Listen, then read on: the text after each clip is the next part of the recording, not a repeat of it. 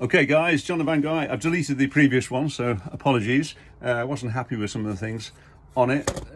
So taking the clutch off the Morris Minor. This is the one I've taken off. Okay, and sprung clutch and the old plate. So you can compare the plates. Flat side goes towards the flywheel. It actually says on it, flywheel side. Very good. It doesn't look too bad actually, but now I've got it off. There you go. I've got to take the thing off. I've got to put a new one on. This is the Girling one.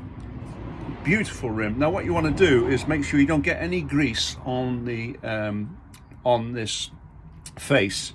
The face is actually going onto the clutch plate.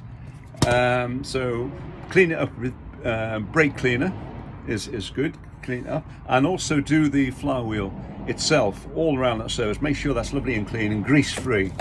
There's the new one, all nicely wrapped. So if you get to the stage where you're going to put everything back, change your gloves. You don't want that on. Before you take off the let me get under. Oh, the other thing is, while I'm here, that's the new thrust bearing with carbon bush. The other one had totally disintegrated. There was nothing left of it. So heck yeah, quite. Should I tell you now about the tip?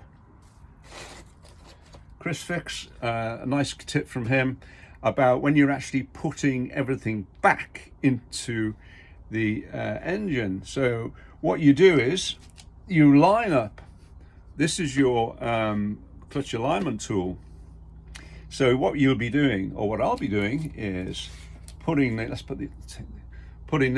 clutch alignment tool through it. And when you actually put it on to, again, this is the plate, of course, out with the heavy bit. When you actually put it on, line it up so it goes, so there's a little tab on here.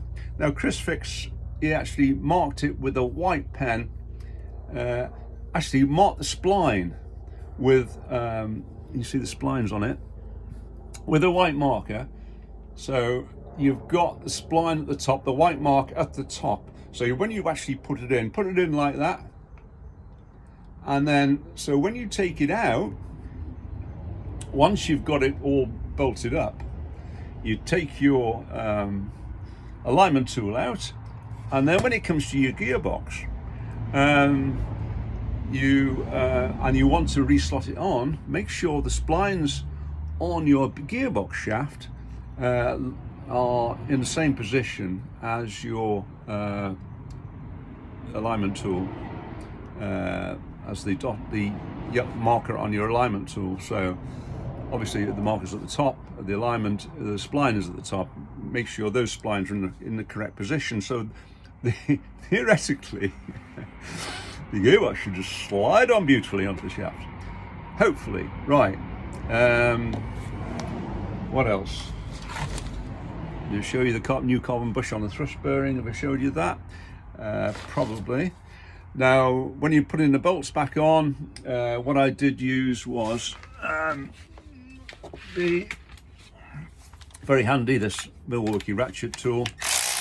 Beautiful. I use this Nielsen X 13mm socket. I've got a whole set of them. Brilliant. They've got like going through them like lines going through one side of the flats, which actually grip these difficult nuts.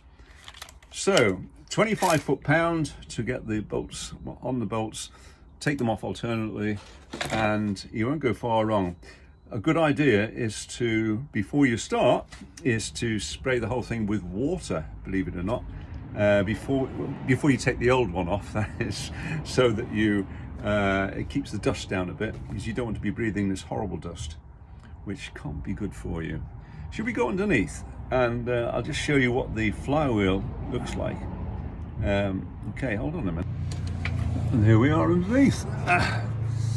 So we have the flywheel proper. Again, you'll be cleaning all that up with brake cleaner to get it all the grease off and get it lovely and clean. I found when I was taking the bolts off that you need to jam in a piece of wood somehow. You could jam using the teeth against the body of the car, and that worked quite well. Holding it in place, the whole thing moves, and that times to hold it while you're actually taking these things off. They came off quite easily actually, and it's all ready really to put things back. So there you go. Another thrilling